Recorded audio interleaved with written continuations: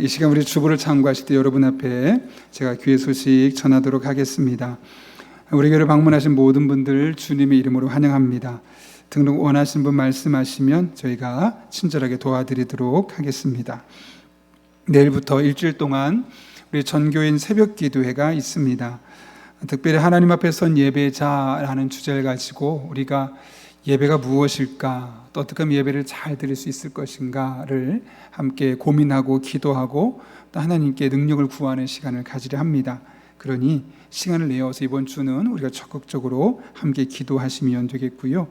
그런 가운데 기도 카드가 있어요. 여기 보면은 이런 기도, 나의 기도인데 나 이런 예배자 되게 해주십시오. 그런 마음으로 여러분이 기도 제목을 쓰면 되겠습니다. 그리고 우리 카드를 이렇게 게시판에 보시면 꽂을 수 있게 되어 있습니다. 꽂아 놓으시면 저희가 함께 기도하고 또 서로 이렇게 서로 예배에 대해서 어떤 예배자가 되길 원하는지 공유할 수 있으니까 본인 이름을 안 쓰는 겁니다. 그냥 그런 기도 제목만 써서 밖에 꽂아 주시면 되겠습니다. 그리고 우리가 이번 예배만큼은 좀 기록하면서 우리가 생각하면서 계속 예배를 돌아볼 수 있으면 좋겠다 하는 마음에 메모할 수 있도록 준비를 했습니다. 그리고 출석부를 맨 앞쪽에 그전엔 스티커를 붙였는데 도장으로 찍을 수 있도록 준비했으니 꼭 도장을 매일 찍어가면서 우리가 참석하고 또 그날 말씀 중에 중요하다고 생각되는 부분을 적어서 또 마음속에 온전히 새길 수 있었으면 합니다. 그렇게 적극적으로 동참해 주시기를 또 부탁드립니다. 아울러 끝나고 곧바로 일하러 가는 분들을 위해서 예수님과 함께 라면을 준비했습니다. 그래서 라면도 드시면서 또 아침에 시간을 또 여러분이 할애하시면 될 것 같습니다. 그리고 다음 주일은 맥주 감사주일입니다. 맥주 감사주일은 말 그대로 지난 6개월을 하나님 앞에 감사하고 또 앞으로의 6개월을 하나님 앞에 기대하고 기도하는 마음으로 드리는 헌금입니다. 그렇게 하나님 앞에 지난 6개월을 돌아보고 남은 6개월을 기대하며 함께 동참하시면 되겠습니다. 오이코스 모임이 이번 주간에 있습니다. 각 오이코스별로 정한 시간과 장소에서 열심히 모여주시고 함께 마음을 나누고 또 은혜를 나누고 또 응답을 나눴으면 합니다. 창립 47주년을 맞아서 천사운동 계속 진행하고 있습니다. 아시는 것처럼 필리핀에 있는 코피노들을 섬기고 있습니다. 이번 기회가 그 아이들의 마음속에 복음이 심겨질 수 있는 기회가 될 수 있도록 여러분 마음을 모아서 헌금해 주시면 모아진 것으로 적극적으로 섬기도록 하겠습니다. 지난주 은퇴식과 추대식 임직식이 있어서 이제 위원장님들이 좀 바뀌게 됩니다. 내용을 보시고 확인해 주시고요. 부장단은 우리가 7월 당일 이후에 또 다시 공지해 드리도록 하겠습니다. 7월 11일부터 8월 18일까지 영유아부를 시작으로 유치부, 아동부, 중고등부, 청년부 우리 여름 사역이 시작됩니다. 정말 중요한 시점이고 저 스스로에게도 저의 영적인 터닝 포인트가 되었던 것이 여름 사역이었어요. 여름 수련회였습니다. 그래서 많이 기대해 주시고 또 봉사 자원으로 협력해 주시고 또 다른 부분으로 여러분이 적극적으로 도와주시면 감사하겠습니다. 사랑의 성도들은 손길이 있습니다. 문양숙 집사님 장례 감사로, 최복순 권사님 자녀 건강 감사로 사랑의 성미 드렸습니다. 전량 어려운 이웃들을 위해 섬기는 데 사용하도록 하겠습니다. 더 자세한 내용은 주보를 참고해 주시고요. 오늘 하나님께서 우리에게 주신 말씀은 고린도전서 15장 50절부터 58절까지의 말씀, 신약성경 284쪽에 있습니다. 고린도전서 15장 50절부터 58절까지의 말씀을 제가 봉독하겠습니다. 형제들아, 내가 이것을 말하노니 혈과 육은 하나님 나라를 이어받을 수 없고 또한 썩는 것은 썩지 아니하는 것을 유업으로 받지 못하느니라.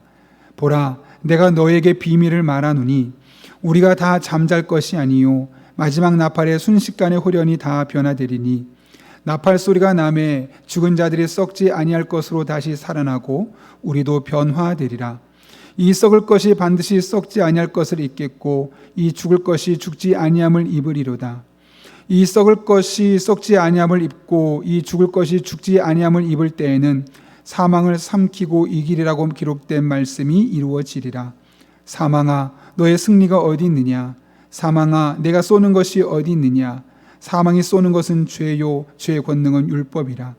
우리 주 예수 그리스도로 말미암아 우리에게 승리를 주시는 하나님께 감사하노니 그러므로 내 사랑하는 형제들아, 견실하며 흔들리지 말고 항상 주의 일에 더욱 힘쓰는 자들이 되라. 이는 너희 수고가 주 안에서 헛되지 않은 줄 알미라. 아멘. 우리 함께 기도하고 말씀 나누겠습니다. 거룩하신 아버지 하나님, 오늘도 복된 주일 우리를 주님 전에 불러주시고 예배하며 하나님의 말씀을 들을 수 있는 마음과 귀를 주심에 진심으로 감사를 드립니다. 이 시간 우리를 성령으로 충만케 인도해 주시고 닫혔던 마음의 문을 열어주셔서 말씀이 가슴에 새겨지고 우리의 손과 발로 이어지는 복된 시간 되게 하여 주옵소서. 예수님의 이름으로 기도하옵나이다. 아멘. 우리 앞뒤 좌우에 있는 분 이렇게 한번 인사해 볼까요? 하나님께서는 다 기억해 주세요. 이렇게 인사하겠습니다.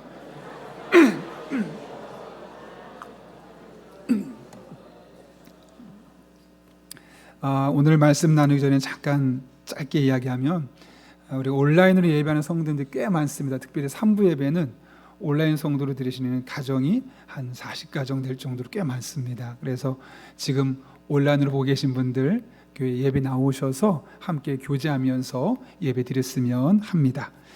예. 오래전에 한 분이 저에게 보내주신 이야기입니다. 이제 미국의 한 노 부부가 우리 더 나이 들기 전에 꼭 한번 성지순례 가자 해서 마음을 먹고 예루살렘에 갔습니다. 근데 가보신 분은 아시겠지만 하루 짧아도 13,000보, 길게는 20,000보 걷거든요. 어마어마하게 많은 거리입니다. 중간에 아내가 심장마비로 이제 숨을 거두고 말았죠. 남편은 당황했지만 이 예루살렘에 있는 장례사를 찾아서 어떻게 장례 절차를 해야 될지 논의했고, 두 가지 해법이 나왔습니다. 하나는 예루살렘 인근의 산에 묻고, 그러면 $150, 환산해 보니까 한 23만 원 정도 되더라고요. 그 정도면 충분히 될 것 같다. 또 하나는 방부 처리를 해서 미국으로 돌려보내자.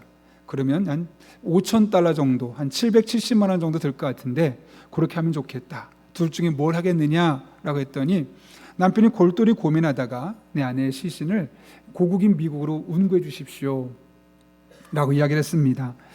장의사는 역시 남편이 아내를 깊게 생각하는구나, 그 마음이 이해가 되기도 하지만 굳이 기독교 성진 이곳에 묻어도 좋고 더군다나 33배나 되는 돈을 굳이 더 낼 필요가 있을까 하는 마음에 이렇게 말했다고 하죠. 아니, 당신은 왜 돈을 33배나 더 들여서 시신을 그쪽으로 운구하려고 합니까? 더군다나 여기는 기독교인의 성지 아닙니까? 라고 했더니 남편이 말하기를, 맞습니다. 그런데 만약에 여기에 묻었다가 아내가 예수님처럼 3일 뒤에 부활하면 어떡합니까? 라고 했다 그래요. 걱정하는 분이 많이 계신 것 같아요. 유머지만 부활이라는 거에 대해서 한 번쯤 우리가 또 생각해 볼 필요가 있다는 생각하게 됩니다. 여러분은 부활을 믿으십니까? 예, 믿으시죠. 사실 부활주일이 되면 저를 비롯해서 전 세계 교회 목사님들이 예수님은 살아나셨습니다, 부활하셨습니다를 매년 반복해서 말씀을 전합니다. 왜 그렇게까지 예수님께서 부활하셨다는 사실을 강조해야만 할까요? 부활에 대한 지식이 부족해서일까요? 아니면 부활에 대한 새로운 발견들이 일어나서 그 새로운 것들을 알려줘야 되는 의무 때문일까요? 그렇지 않죠. 몰라서가 아니라, 지식이 부족해서가 아니라 이 부활 신앙 자체가 우리들의 일상생활에 아주 큰 영향을 끼치고 있기 때문에 그렇습니다. 제가 좋아하는 영성신학자 유진 피터슨이 일상 부활을 살다라는 책을 썼어요. 그 책을 보게 되면 우리는 부활주일을 1년에 한 번 있을 그 축제, 계란을 먹고 함께 즐깁시다, 이것이 아니라 그냥 일상의 삶에서 늘 우리의 식탁에 자리에 앉으면 감사하고 친구와 교제하는 그런 평범하고도 위대한 일상의 삶을 살아가는 방식이 되어야 된다라고 이야기합니다. 그러면 덧붙이길 이렇게 말합니다. 부활은 죽은 뒤에나 경험하는 그 미래 사건이 아니라 지금 나의 평범한 일상에서 누려야 할 현재의 현실이다.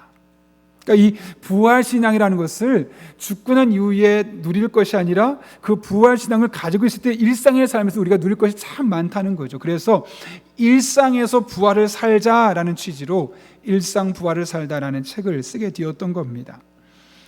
여러분, 부활에 대해서 아는 것도 참 중요하지만 그 부활신앙이 무엇인지를 알고 그 부활신앙을 일상에서 누리며 살아가는 것이 훨씬 더 중요한 것이죠. 그래서 오늘 본문이 바로 그런 이야기를 우리에게 전하고 있습니다. 고린도전서 15장은 부활장으로 장제목이 우리에게 알려져 있죠. 유난히 깁니다. 무려 58장으로 이루어져 있는데요. 이 58절 중에 예수님께서 부활하셨다는 사실을 입증하는 구절은 11구절밖에 안 됩니다. 한번 본문을 구체적으로 나눠보면 이렇습니다. 1절부터 11절까지는 예수님이 부활하셨다는 사실을 언급합니다. 그리고 12절부터 34절까지 말씀은 우리가 죽게 되면 그 죽은 사람도 나중에 반드시 부활하게 되어 있다라는 현상을 이야기하죠. 그리고 35절부터 57절까지 말씀 보게 되면 우리가 부활할 때는 지금 이 몸이 아니라 전혀 다른 몸을 갖고 부활하게 되어 있다라는 사실을 언급합니다. 그리고 나서 58절에 결론적으로 말하기를 그럼 이런 부활신앙을 가진 사람은 어떤 일상의 삶을 살아야 하는지를 우리에게 가르쳐주고 있는 것이죠. 이렇게 바울은 예수님께서 부활하셨다는 사실을 보다도 그 부활을 아는 이가 어떤 삶을 살아야 될지에 대해서 지속적으로 강조하고 있는 것을 보게 됩니다. 그래서 본문은 도대체 부활신앙이 무엇인지를 우리에게 이야기하고 그 부활신앙을 가진 사람들이 어떤 삶을 살아야 될지에 대해서 구체적으로 언급해 주죠. 먼저 부활신앙은 도대체 무엇일까요? 우리 자꾸 예수님의 부활을 이야기하고 부활신앙을 말하는데 이 부활신앙을 갖고 살아간다는 것은 도대체 우리에게 어떤 의미가 있을까? 오늘 본문 55절부터 57절까지 말씀 보게 되면 바울은 부활을 죄 그리고 율법과 연관시키고 있습니다. 한번 같이 읽어볼까요? 시작. 사망아 너의 승리가 어디 있느냐? 사망이 쏘는 것은 죄요 죄의 권능은 율법이라. 우리 주 예수 그리스도로 말미암아 우리에게 승리를 주시는 하나님께 감사하노니. 여기 보면 바울은 하나님을 일컬어 우리 주 예수 그리스도로 말미암아 우리에게 승리를 주시는 하나님이라고 이야기합니다. 다시 말하면 예수님께서 이 땅에 오셔서 십자가를 지시고 부활하시는 과정을 통해서 우리에게 어떤 영적인 승리를 주셨다는 거죠. 그렇다면 여러분 그 승리는 도대체 무엇일까요? 오늘 보면 두 가지를 말해요. 첫 번째로는 사망과 죽음의 공포로부터의 해방입니다. 여러분 성경은 죽음을 인간이 정복할 수 없는 어떤 거대한 힘으로 묘사하고 있습니다. 그런데 부활신앙은 그 죽음을 보고 이렇게 말합니다. 사망아 너의 승리가 어디 있느냐 라고 말하면서 담대하게 외치고 있습니다. 이게 무슨 말일까요 여러분? 죽음이란 것이 그렇게 인생의 종착지가 아니고 우리가 두려워할 대상 존재가 아니라는 겁니다.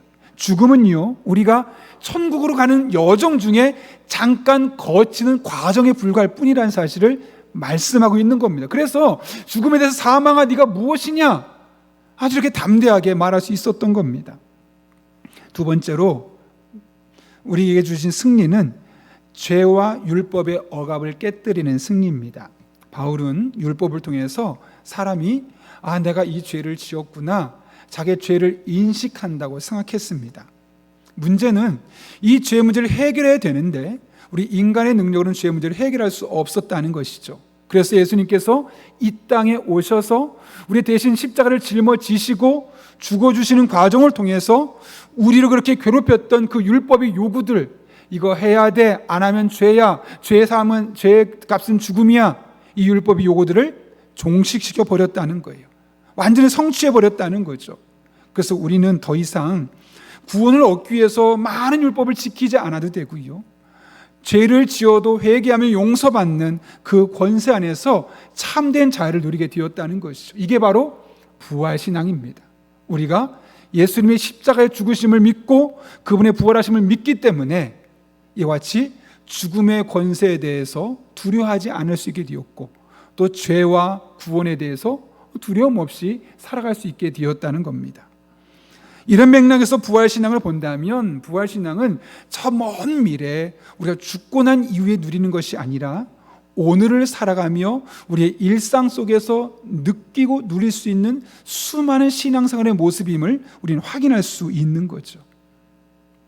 이것이 부활신앙입니다. 그렇다면 여러분, 이런 부활신앙을 가진 우리는 어떤 삶을 살아야 할까요? 결론부인 58절에서 바울은 두 가지를 이야기하는데요. 첫 번째로는 흔들리지 않는 부활신앙을 가지라는 겁니다. 오늘 58절 보십시오. 앞부분은 이렇게 이야기합니다. 그러므로 내 사랑하는 형제들아 견실하며 흔들리지 말고. 견실하며 흔들리지 말라는 이야기는 뭐냐면 지금 고린도 교회 성도들이 견실하지 않다는 거죠. 그리고 이리저리 흔들리고 있다는 것을 의미합니다. 당시에 헬라 사상의 영향을 받았던 사람들은 부활신앙을 거부했습니다. 야, 어떻게 죽은 사람이 살아나? 그거는 이성적으로 볼 때 말이 안 돼 하면서 부활신앙을 거부했었습니다. 그런데 이 헬라 신앙에 영향을 받았던 수많은 사람이 고린도 교회 안에도 있었고, 그러다 보니까 고린도 교회 성도들도 이 같은 사고의 방식에 휩싸이게 되었던 겁니다. 그러다 보니까 어떤 마음이 생기냐면 내가 교회 잘못 다니는 거 아니야? 부활이 없는데 교회는 부활이 있다고 하니까 내가 속았구나. 교회를 떠나는 사람들이 생기고, 떠나는 것은 좀 뭔가 찜찜했던 사람들은 죽음에 대한 두려움 안에서 어떻게 될지 몰라서 그냥 무기력하게 자기에게 주어진 일상에 순응하는 삶을 살아가고 있었습니다. 본문은 바로 이런 상황 속에서 여러분이 정말 참된 부활신앙을 가지고 있다면 절대로 죽음 때문에 두려워하지 마십시오. 부활신앙이 흔들려서는 안 됩니다 라고 권면하고 있는 것이죠. 며칠 전에 최근에 네덜란드에서 12살짜리 어린아이의 안락사가 있었습니다. 이를 두고 아주 설왕설래 말이 참 많았습니다. 왜 그러냐면 그 어린아이의 죽음을 우리가 좀 편안하게 갈 수 있도록 도와주자 찬성하는 측면이 있고, 또 그건 안 된다, 생명윤리다, 반대하는 측면이 아주 첨예하게 대립하고 있었던 것이죠.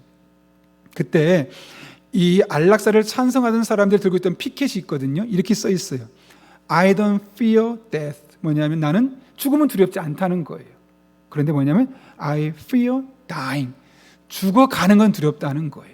이게 무슨 말이냐면 죽는다는 현실을 볼 때 내가 언제 죽을지 모르잖아요. 그러니까 지금은 큰 걱정 없이 내가 두렵지 않아. 그런데 내가 지금 어떤 병이 걸렸거나 문제가 있어서 죽어가고 있다면 그 상황은 두렵다는 거죠. 이것이 일반적인 사람들이 갖고 있는 생각입니다. 그리고 이것은 지금 고린도 교회 성도들 또한 이런 생각을 갖고 있었던 것이고, 이것은 고린도 교회 성도를 넘어서 오늘날 우리도 적지 않게 갖고 있는 생각들이기도 합니다. 이것은 부활신앙이 없는 사람이면 누구나 가질 수밖에 없는 생각입니다. 그런데 부활신앙을 생각하면 할수록 신기한 것은 이런 두려운 감정들이 조금씩 극복되고 정복되면서 오히려 편안한 가운데 죽음을 맞이할 수 있게 된다는 것이죠. 저는 목회하면서 정말 많은 분들의 죽음을 바로 눈앞에서, 어떤 분은 제가 안아주면서 떠나보내는 일도 참 많았습니다. 그러다 보면 어떤 분은 산소 마스크를 쓰고 힘겹게 숨을 헐떡이다가 마지막 순간에 세상을 떠나는 분도 계시고요. 제가 지금까지 목회하면서 가장 충격적인 죽음은 40대 초반의 젊은 여성분이셨는데 폐혈증에 걸린 겁니다. 제가 평상시에 그 집사님 얼굴을 아는데 이제 임종이 가까운 것 같다는 이야기를 듣고 급하게 고대 안암동에 있는 고대 병원에 가서 응급실에 찾아갔습니다. 찾아갔는데 집사님을 찾을 수가 없는 거예요. 왜냐? 폐혈증은 안에 피가 썩는 거잖아요. 그러니까 온몸이 검붉게 다 부풀어 올랐어요. 손이 2배로 부풀어 올랐고 얼굴이 2배가 되니까 얼굴을 못 알아보겠는 거예요. 이분이 맞나 싶을 정도로 그 침대 베드에 있는 이름을 보고 나서야 우리 집사님이구나. 너무 힘겹게 숨을 쉬는 그 집사님을 떠나보내면서 아직까지도 그게 저의 기억에 남을 정도로 그렇게 세상을 떠나는 분도 있으셨습니다. 그런 분들을 보면서 목사로서 이런 마음이 들었습니다. 하나님, 왜 그렇게까지 하십니까? 예수님 믿지 않는 사람이라면 어떤 모습으로 세상을 떠나도 괜찮은데, 신앙생활하는 사람이고 열심히 예수님 믿어보겠다는 사람인데 왜 마지막을 저렇게 힘겹게 가고, 또 그렇게 힘겹게 가는 모습을 보는 가족들의 마음은 얼마나 힘들겠습니까? 하나님, 꼭 그러셔야만 됩니까?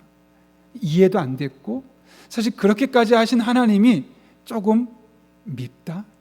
그런 마음까지 있었습니다. 그런데 돌아보면 그분들의 그 마지막 순간들을 다 제가 정리해 보니까, 설교 준비해서 하다 보니까 신기한 공통점이 있었어요. 산소 호흡기를 대고 겨우겨우 숨을 쉬다 마지막 순간을 맞이하는 분, 말 한마디 하지 못하고 저를 쳐다보며 눈빛으로 눈물 흘리며 저를 바라보시는 분, 또 좀 전에 이야기했던 폐혈증 때문에 얼굴을 형체를 알아볼 수 없을 만한 상황이었지만 마지막에 숨을 헐떡이면서 목사님 감사해요라고 하면서 세상을 떠나는 분, 이런 모든 분들의 이야기를 종합해 보면 신기하게도 마지막 순간만큼은 죽음을 담담하게 받아들인다는 거예요. 그것 때문에 하나님을 원망한다거나 가족들에 대해서 너무 미안한다거나 그런 마음이 없이 하나님께 모든 것 맡기고 오히려 편안한 마음으로 마무리 짓는 모습들을 보게 되었습니다. 어떻게 그런 일이 가능할 수 있었겠습니까? 부활신앙 안에서 죽음이 재해석되었기 때문에 가능한 것이죠. 실제로 최근에 한 목사님의 이야기를 들었는데요, 누구보다 정말 진실하게 목회했던 목사님인데 갑자기 암에 걸렸다는 거죠. 보통 사람도 암에 걸렸다 그러면 일단 청천벽력 같은 이야기고 난 언제 죽을지 몰라, 그런 위기감에 빠질 수밖에 없습니다. 근데 그 목사님이 보여준 태도는 우리가 알고 있는 일반적인 암을 대처하는 상식과 전혀 달랐습니다.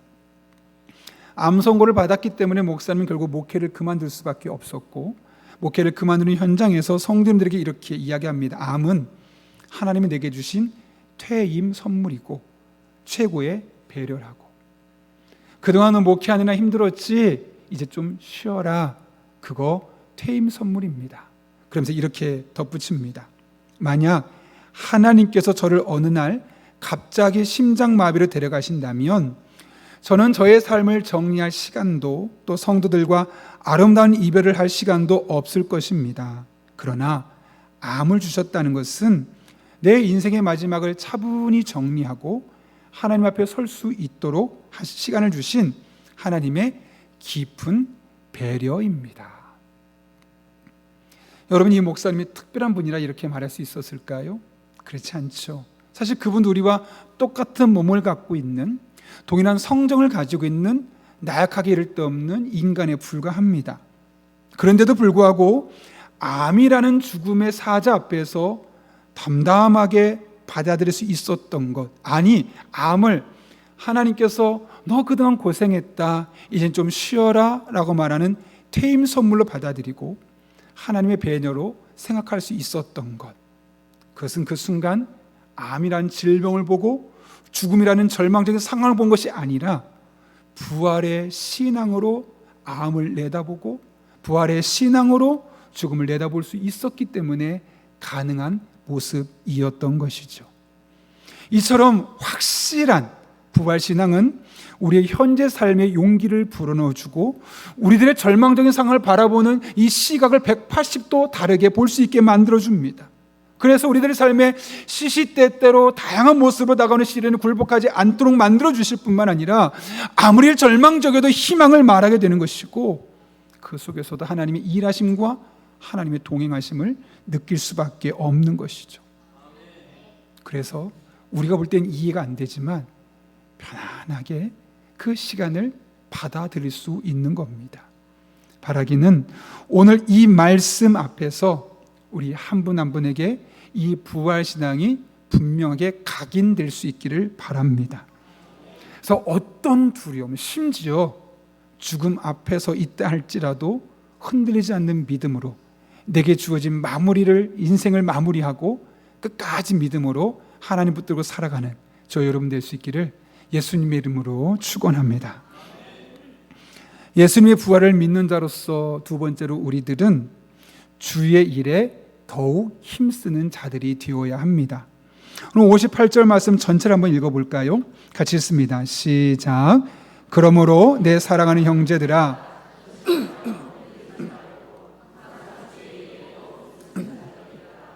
이는 너희 수고가 주 안에서 헛되지 않은 줄 알미라. 아멘. 이거 보면 바울은 항상 주의 일에 힘쓰라 라고 이야기합니다. 여러분, 왜 바울이 항상 주의 일에 힘쓰라고 했을까요? 여기서 말하는 주의 일이 뭔지를 알아야겠죠. 주의 일은 하나님께서 기뻐하시는 모든 일을 이야기합니다. 그런데 성도들이 항상 주의 일에 힘쓰지 않았다는 거예요.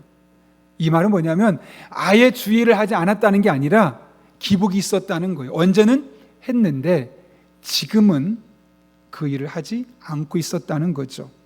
왜 그랬을까요, 여러분? 어느 한순간은 하나님의 일을 위해서 내가 열심히 헌신하고 봉사했던 사람이 어느 순간 모든 건 내려놓고 왜 주의 일에 힘쓰지 않게 되었을까? 그 뒤에 나오는 표현이 너무 중요합니다. 이는 너희 수고가 주 안에서 헛되지 않은 줄 알미라. 반대로 말하면 당시에 많은 성도들은 내가 이렇게 노력해봤자 소용없어. 우리의 헌신은 헛된 거야 라고 생각했다는 거죠. 여기서 헛되다라는 단어가 참 중요한데 헬라 캐노스입니다. 캐노스. 이건 뭐냐면 텅 비었다, 열매가 없다. 쉽게 말하면 이런 거죠. 내가 이렇게 하나님 위해서 헌신했는데, 이만큼 수고했는데, 이만큼 봉사했는데, 이만큼 헌금했는데 하나님은 왜 나에게 어떤 축복도 주지 않지? 아니, 이 정도 내가 수고했으면, 땀 흘렸으면, 노력했으면 적어도 우리 아이들의 인생이 꽃길을 걷게 한다든가, 내가 건강한 몸으로 남은 한 평생 살아간다든가, 근심 걱정 없이 살게 한다든가 이래야 되는데, 그런 내가 원하는 결과가 없는 겁니다. 텅 빈 것 같습니다. 열매가 없는 것 같습니다. 그러니 해봤자 소용 없어 하고 헌신의 자리에서 멀어지기 시작했다는 거죠. 그런데 여러분, 이것이 비단 고린도 교회 성도들만의 문제였을까요? 오늘 우리들도 아주 종종 그런 생각하지 않습니까? 내가 이렇게 봉사하고 이렇게 헌신하고 이렇게 수고하는 게 도대체 무슨 의미가 있지? 헌신한다고 하나님이 나한테 어떤 특별한 복을 주는 것도 아니고, 괜히 나만 다른 사람보다 더 열심히 일하고 나만 고생하는 것 같고 쓸데없는데 내 에너지가 소진되는 거 아니야? 라는 생각을 해본 적이 있지 않습니까? 괜히 담임 목사님과 부목사님한테 가스라이팅 당해서 내가 이렇게 나만 바보 같은 짓 하는 거 아니야? 웃으시는 게 그런 생각이 들 때도 있을 수 있어요. 만약 한 번이라도 그런 생각 하셨다면 오늘 이 진리를 잊지 마십시오. 하나님을 위한 우리의 수고 헌신은 하나도 절대로 헛되지 않습니다. 하나님은 오히려 다 기억하고 계세요. 오죽하면 히브리서 6장 10절에서 이렇게까지 말씀하셨을까요? 천천히 하나님께서 마치 내게 말씀한다는 그런 마음으로 한번 천천히 읽어볼까요? 시작. 하나님은 불의하지 아니하사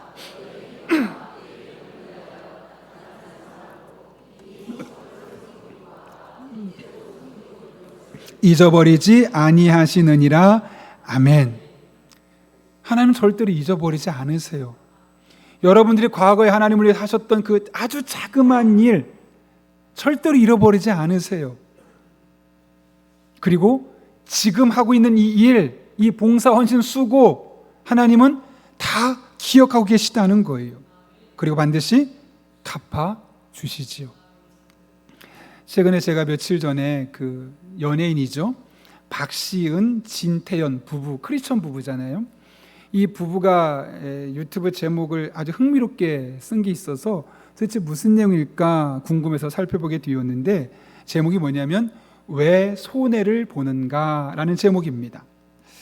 이 두 사람이 정말 많은 사람에서 자기의 재산을 쓰고 있지 않습니까?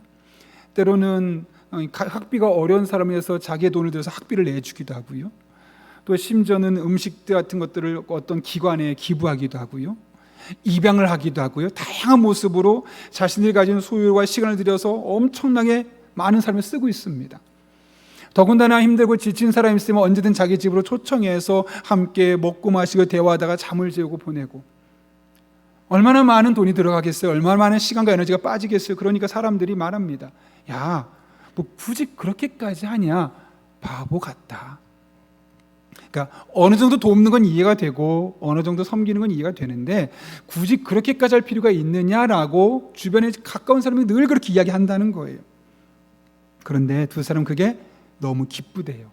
왜냐하면 지금 당장 내가 조금 뭔가 손해보는 것처럼 보이지만 그렇게 내가 손해보는 삶을 살 때 누군가가 살아나고 있는 것을 보기 때문에. 예를 들면 내가 시간과 물질을 조금 손해보았더니 누군가가 웃고 있더라는 거예요.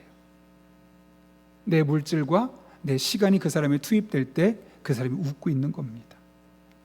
또 내가 내 시간과 물질을 조금 손해봤더니 근심이 있던 누군가가 그 근심이 해결되어서 편안한 일상을 보내고 있었다는 거죠. 그래서 그들은 이것만큼 가치 있는 일이 없구나. 그러면서 이런 공식을 만들었어요. 손해는 곧 나눔이요 베푸는 삶이다. 그리고 이것은 결국은 나에게는 행복한 손해고 남는 손해다라는 이야기를 하는 겁니다. 여러분, 손해는 보통 우리가 어떤 이미지로 다가오죠? 내 건 뭔가 빼앗긴 것 같고 내게 없어졌고, 그게 우리가 갖고 있는 그래서 불행한 느낌, 좀 부정적인 이미지를 주지 않습니까? 근데 이분들은 손해를 보면 볼수록 행복해진다는 거예요. 손해를 보면 볼수록 뭔가 남는다는 거예요. 그래서 한 번 끝낼 수 없어서 계속해서 손해를 감수하게 되고, 그래서 왜 손해볼 수밖에 없는지, 손해보는 자신들의 삶이 너무나 행복하고, 더 바라는 것은 이렇게 손해가 조금씩 쌓아지다 보면 어느 순간 누군가를 흘러가게 될 것이고, 그러면 세상에 달라질 것을 기대가 되니 손해를 멈출 수가 없다는 거죠. 평신도들의 이야기인데 목사로서 큰 도전이 되었고 큰 은혜가 되었습니다. 여러분, 이것이 어떻게 가능하겠습니까? 사실 말 그대로 손해입니다. 시간 손해보는 것이고요, 돈을 손해보는 것이고요, 에너지가 소진되는 겁니다. 그런데 돌아보면 결코 손해보는 것이 아니라 오히려 이것이 하나님 안에서 내가 행복해지는 것이고 남는 것이고 유익한 삶임을 깨닫기 때문이죠. 제가 지난해 가천대학교에 갈 일이 있었어요. 그곳에 가서 그 가천대학의 총장인 이길려 총장의 이야기를 듣고 좀 마음에 깊은 울림이 있었는데요. 사진을 보시면 94세랍니다. 올해. 네, 94세이신데 이분은 가천대 의사로서 길병원을 설립했고 또 가천대 초대 총장을 지내셨어요. 말 그대로 화려한 이력을 갖고 있죠. 그런데 그 화려한 이력의 이면을 들여다보면 어머니 차순녀 여사의 아주 헌신적인 삶이 있었음을 볼 수 있다는 것이죠. 일제강점기를 지나고 한국 전쟁으로 들어서는 찰나에 아버지께서 세상을 떠나셨어요. 남편이. 그 남편의 세상을 떠나고 나니까 재산이 있을 수 없죠. 더군다나 그 당시에 저 시골에서 어린 딸들에게 한글을 가르치는 것은 사치였기 때문에 공부를 가르칠 돈도 없었고 겨를도 없었어요. 그런데 그렇게 돈도 없고 너무 가난하고 남편도 세상을 떠났지만 내가 하나님을 위한 헌신은 멈추지 않겠다 하는 마음을 갖고 있었던 겁니다. 그렇다면 그녀가 뭐 어디 화려한 곳에 가서 막 남들의 앞에 보이는 곳에 가서 눈에 띄는 곳에 가서 그런 일을 했느냐? 아니요. 아무도 하지 않으려 하는 곳, 가장 낮고 차가운 곳. 겨울철에 오늘날도 춥지만 그땐 더 추웠잖아요. 새벽 4시에 일어나서 가장 먼저 교회 본당에 와서 불을 지펴놓고 종을 치는 겁니다. 새벽종을. 그 추운 날씨에 얼마나 추웠겠습니까? 그 일을 매일 내가 살아있는 동안 이 일을 감당하리라 하는 마음으로 성도들을 깨워서 함께 기도하는 그 일을 마치 자신의 생명처럼 여기면서 그렇게 헌신하고 봉사하기 시작했습니다. 뿐만 아니라 자식들에게는 좀 거친 음식을 먹을지언정 좀 좋은 음식이 있거나 그러면은 그 당시에, 요즘은 덜 그렇지만 그 당시에 목회자들이 많이 힘들었잖아요. 그 목회자들에게 먼저 갖다 주고 또 나보다 더 힘들고 더 배고픈, 사실 자기도 힘든데 그런 사람들 위해서 나눔의 삶을 베풀기 시작했습니다. 사람들 어떻게 했을까요? 대단하다고 했을까요? 자기 새끼도 제대로 못 챙기면서 쓸데없는 짓 한다고, 오지랖이 넓다고 오히려 손가락질하고 비난을 받습니다. 그럼에도 불구하고 하나님을 믿는 사람으로서 일은 내가 감당해야 할 일이다. 지금 이 상황에서 내가 할 수 있는 일이라고 생각해서 꾸준히 그 일을 감당해 왔던 겁니다. 그래서 그녀의 헌신과 봉사가 전혀 쓸데없는 것처럼 보였는데 그녀를 바라보는 주변의 시선과는 달리 오히려 하나님은 그녀의 눈물 흘린 땀만큼 둘째 딸이었던 이길려 총장의 길을 열어주기 시작했습니다.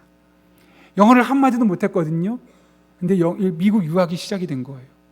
허락이 된 겁니다. 말도 안 된 일이 시작되었고, 당시 여성으로서는 상상도 없었던 의학을 공부하면서 많은 학비와 생활비를 다 지원받는 말도 안 되는 일들이 벌어지기 시작한 거예요. 그래서 거기서 의학 공부를 마치고 한국으로 돌아올 수 있었죠. 이길래 총장이 훗날 인터뷰에서 이렇게 이야기합니다. 어머니는 글도 모르는 시골 여성이었지만 하나님이 기뻐하시는 법을 아는 분이었다. 내가 미국의 좋은 대학에 합격하고 큰 병원을 세우고 수많은 사람에게 존경받는 총장이 된 것은 내 실력이 아니다. 어머니가 차가운 종각 밑에서 손이 부르트도록 종을 치며 심었던 눈물의 기도와 헌신을 하나님께서 내 대에 이르러 30배, 60배, 100배의 황금 열매로 갚아주신 것이다. 이 총장님이 남들보다 뛰어나서 운이 좋아서가 아니라 그 이면에 하나님께서 차순녀 성도님 그 어머니를 통해서 했던 그 헌신과 수고를 기억하시고 그녀의 딸에게 주셨던 황금 열매 덕분이라고 이야기하고 있는 것이죠. 여러분, 우리가 살면서 헌신하는 것, 봉사하는 것 가끔은 내가 굳이 이렇게까지 해야 될까? 헛돼 보이고 쓸모없어 보이고 미련해 보이기도 합니다. 여러분, 그런데 정말 쓸데없을까요? 절대로 그렇지 않습니다. 우리의 헌신과 눈물과 선택은 절대로 헛되지 않습니다.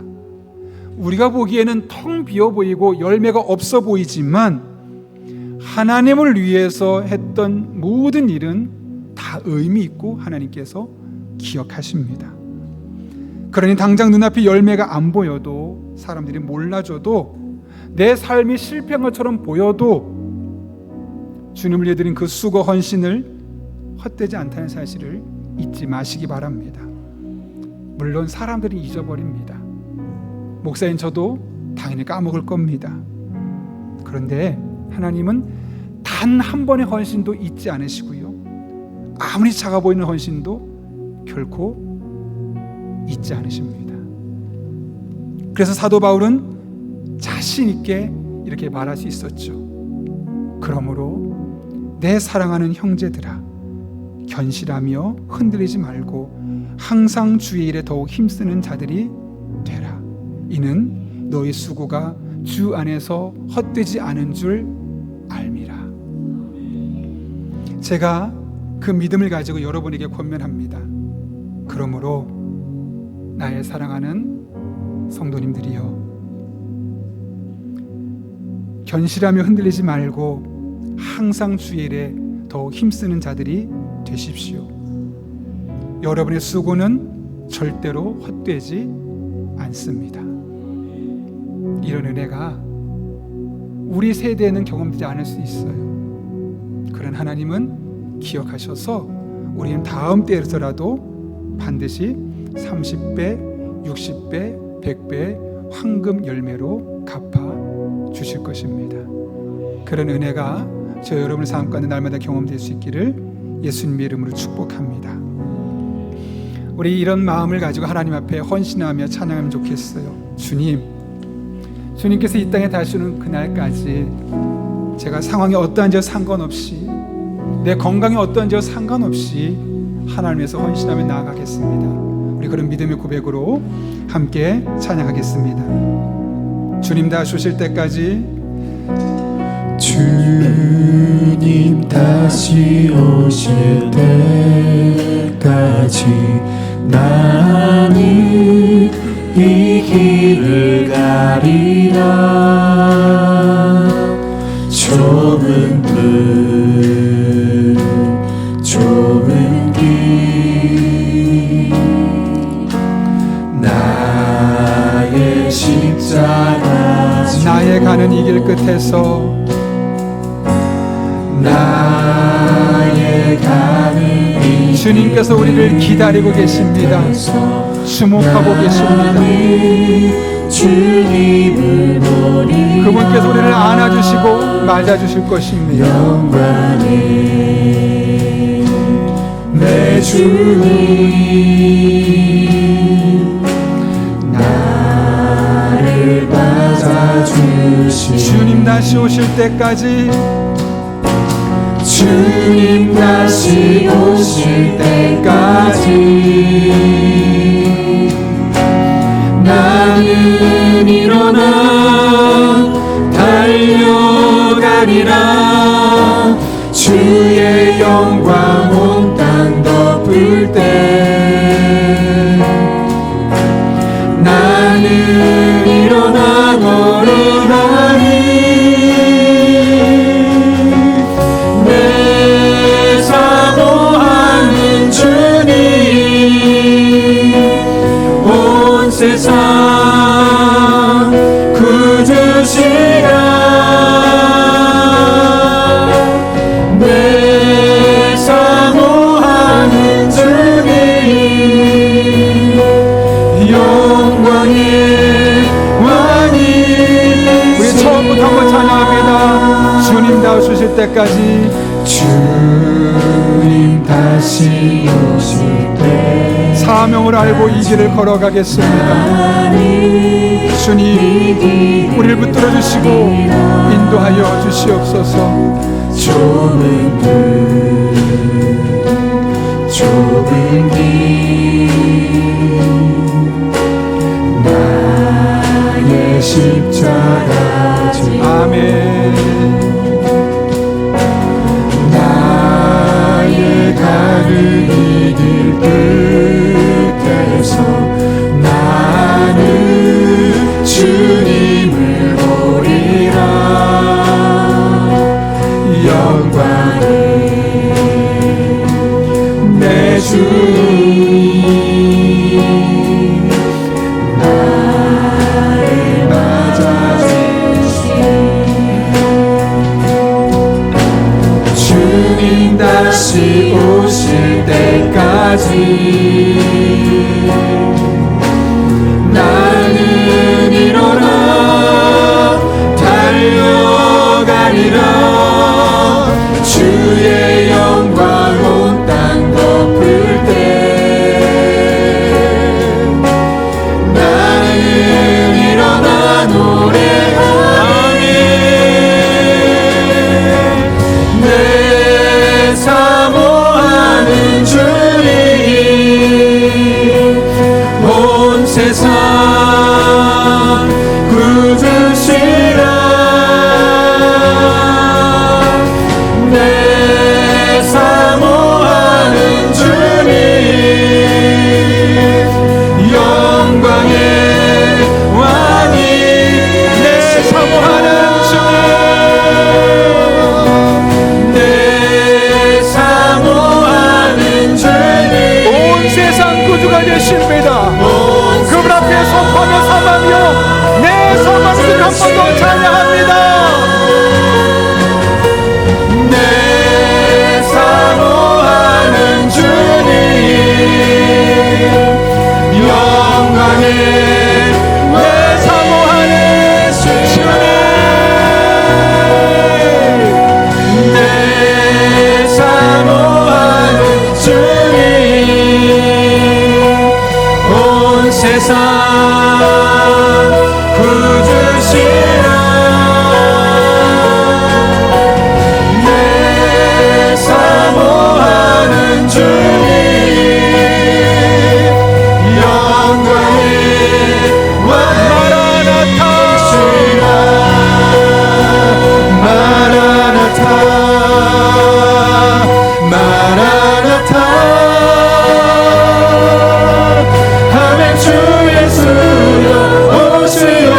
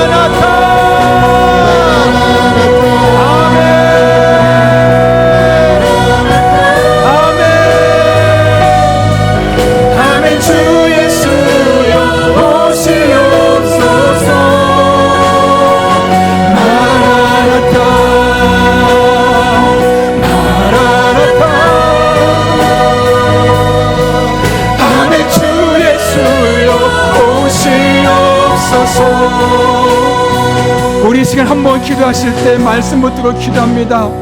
하나님 아버지, 우린 예수의 십자가와 부활을 통해서 부활 신앙을 믿는 사람들입니다. 비록 죽음이 우리 곁에 다가온다 할지라도 그 죽음의 두려움과 세상의 어떤 시련 앞에서도 흔들리지 않게 하시고 담대하게 이겨낼 수 있는 믿음의 사람들 되게 하여 주옵소서.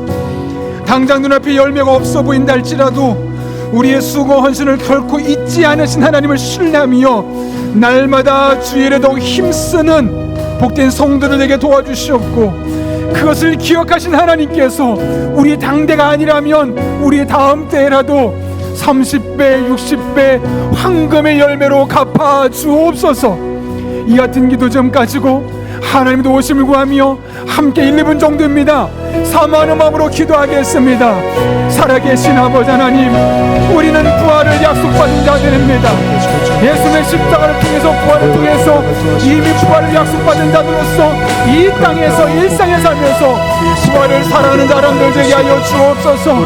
죽음이 두려운 일이지만 죽음을 두려워하지 않는 담대한 믿음을 주시고 어떤 시련과 아픔과 걱정 근심 속에서도 흔들리지 않게 도와주시며 담대하게 담담하게 믿음으로 살아갈 수 있는 하나님의 사람들 다 되게 하여 주옵소서. 우리의 수고 헌신이 헛되이 보일 수 있습니다. 손가락질을 받을 수 있습니다. 열매가 없고 결과 없고 복이 없어서 그만두고 싶을 수가 있습니다. 그러나 우리의 수고를 결코 잊지 않으시는, 우리 헌신을 걷고 잊지 않으신 하나님 앞에 그 하나님을 신뢰하며 나아갈 때 날마다 주의 일에 더욱더 힘쓰는 주의 종들 다 되게 도와주시옵고, 우리의 당대 그 은혜가 없다 할지라도 우리의 다음 때 30배 60배 100배 황금 열매로 역사하신 하나님 만날 수 있는 귀한 성도들 되게 하여 주옵소서. 그렇게 우리 성도들에게 복을 주시옵소서.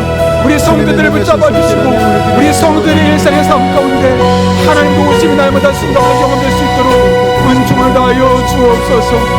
그렇게 주님만을 바라보며 나아갑니다. 그렇게 주님만을 의지하며 나아갑니다. 살아계신 아버지 하나님, 은혜를 다하여 주옵소서. 하나님의 버리들의 삶을 붙잡아 주셔서 우리 성도들에게 복을 주옵소서. 우리 성도들에게 복을 주옵소서. 우리 성도들에게 복을 주옵소서. 우리 성도들의 삶 가운데 은총을 다하시고 하나님 본들이 거듭날 수 있는 그런 복된 삶을 살아갈 수 있도록 하나님 아버지 은혜를 다해 주셨고 능력을 다해 주셨고 지혜를 다해 주셨고 헌신과 수고의 열매로 응답하여 주옵소서. 그렇게 주님만을 바라보며 나아가오니, 붙들며 나아가오니, 의지하며 나아가오니, 살아계신 아버지 하나님, 우리 성도들에게 역사하여 주옵소서. 은혜를 베풀어 주옵소서. 그렇게 주님 안에 거하는 복된 성도들 될 수 있도록 은총을 더하여 주시옵소서. 살아계신 아버지 하나님, 우리가 예수님의 십자가의 죽으심과 부활하심을 통해서 부활을 상속받은 믿음의 사람들임을 깨닫게 하신 은혜를 진심으로 감사를 드립니다.